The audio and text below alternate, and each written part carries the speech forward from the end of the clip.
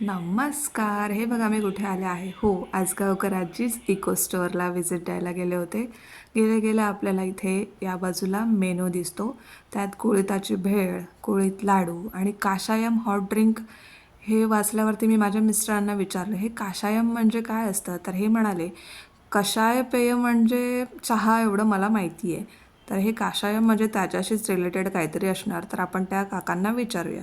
तर आम्ही दुकानात गेलो तर आजगावकर काका, जे आजगावकर आजींचा मुलगा, हे त्या दुकानात होते आणि ते आम्हाला माहिती सांगत होते काय काय काय. तर ते म्हणाले की हो, कषायम म्हणजे चहा पावडरच्या ऐवजी चहात हे पावडर ही टाकायची आणि गूळ वगैरे तुम्हाला जे काय गोडासाठी हवं असेल ते साखर घालून ते उकळवून प्यायचं. त्यांच्याकडे हे हा मध आहे, आमला मुखशुद्धी म्हणजे मुखवास आहे आणि असं काही काही सामान आहे की जे आपण घेतल्याने किंवा त्याचं सेवन केल्याने आपल्या शरीराला त्याचा फायदाच होईल, असं सगळं आहे.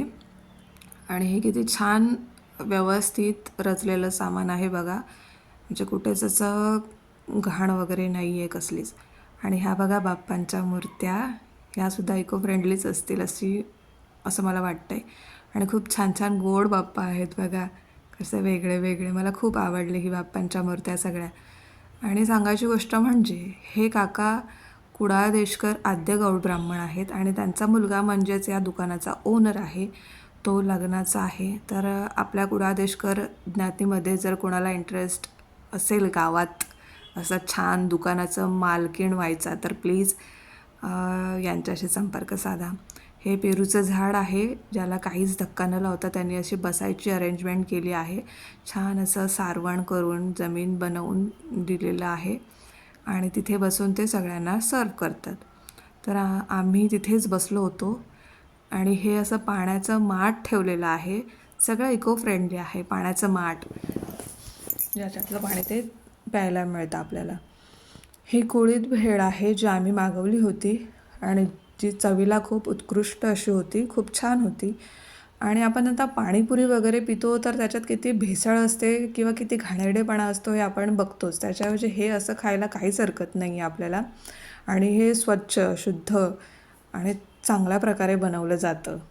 So please. आणि हे बेलफळाचं आईस्क्रीम आहे जे आम्ही घेतलं होतं, ते सुद्धा छान होतं चवीला, म्हणजे आईस्क्रीमसारखंच पण मस्त असं लागत होतं. आणि तिथे आम्हाला ना वझे आजोबा भेटले होते, वझे काका आजोबा, ज्यांनी मला खूप खूप खूप इन्स्पिरेशनल गोष्टी सांगितल्या आम्हाला दोघांना. तर त्याचा पण मी एक व्लॉग बनवणार आहे, जो खूप मोठा होईल मे बी, पण तो नक्की बघा. आणि ह्या बघा, ह्या त्या आजगावकर आज्या आहेत.